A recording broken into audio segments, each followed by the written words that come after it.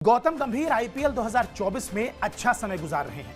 उनके मार्गदर्शन में Kolkata night Riders league stage की टॉप टीम रही और चौथा फाइनल खेलने से सिर्फ एक कदम दूर है टीम। गौतम गंभीर जब कप्तान थे तो अपनी कप्तानी में भी उन्होंने 2012 और 14 में केकेआर को चैंपियन बनाया था। आईपीएल ही नहीं, भारतीय क्रिकेट में भी गौतम गंभीर का शानदार योगदान रहा है। भारत को 2007 टी20 वर्ल्ड कप फाइनल की बात करें या फिर 2011 वनडे वर्ल्ड कप फाइनल में जिताने की बात, हर जगह उनकी भूमिका बहुत अहम रही है। हालांकि रविचंद्रन अश्विन के साथ एक चैट शो में गौतम गंभीर ने अपने करियर के शुरुआती दिन और आयु वर्ग यानी कि एज ग्रुप क्रिकेट में अपने किए गए संघर्ष के बारे में बात की। गौतम गंभीर ने खुलासा किया कि कैसे उनके साथ एज कैटेगरी के टूर्नामेंट्स में भेदभाव होता था।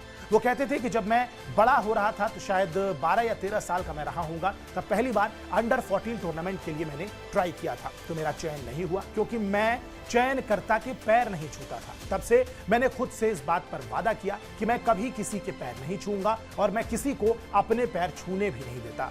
गौतम गंभीर ने कहा कि जब भी उन्हें असफलता का सामना करना पड़ा तो उनके फैमिली बैकग्राउंड का भी जिक्र बार बार किया गया है। वो कहते हैं कि मुझे याद है अपने करियर में जब मैं असफल हुआ, चाहे वो अंडर 16 हो, अंडर 19 हो, रणजी ट्रॉफी हो या फिर यहां तक इंटरनेशनल क्रिकेट करियर की जब बात हो, लोग कहते थे कि आप एक संपन्न परिवार से आते हैं और आपको क्रिकेट खेलने की कोई खास जरूरत नहीं है। उनके पास बहुत सारे विकल्प हैं, आप अपने पिता के व्यवसाय में शामिल हो सकते हैं। ये सबसे बड़ी धारणा थी जो मेरे सिर पर लटकी हुई थी। लोगों को यह एहसास नहीं था कि मैं उस धारणा को हराना चाहता था और इसीलिए ऐसे में जब मैं सक्षम हुआ ऐसा करने में तो किसी भी अन्य धारणा ने मुझे कभी कोई परेशानी नहीं दी। कोलकाता नाइट राइडर्स के पास बात अगर आईपीएल 2024 की करें तो एक जबरदस्त थिंक टैंक है। गौतम गंभीर मेंटोर के रोल में आग लगा रहे हैं। हेड कोच चंद्रकांत पंडित के साथ उनकी जुगलबंदी सुपर हिट साबित हो रही है। प्लेऑफ जैसे हाई रिस्क नॉकआउट गेम के मद्देनजर कोलकाता नाइट राइडर्स ने सनराइजर हैदराबाद की कमजोरी को भी अच्छी तरीके से रीड किया हुआ है। ट्रेविस हेड और अभिषेक शर्मा की ओपनिंग जोड़ी के बाद अगर 1-2 विकेट और निकल जाए तो हैदराबाद की बल्लेबाजी पूरी तरीके से एक्सपोज हो सकती है। वैसे भी केकेआर के सामने सनराइजर हैदराबाद की बिरयानी नहीं पकती है। दोनों टीमों के बीच टूर्नामेंट में 26 मैच खेले गए हैं, जिसमें 17 बार कोलकाता ने जीता है तो सिर्फ 9 बार हैदराबाद ने जीत हासिल की है।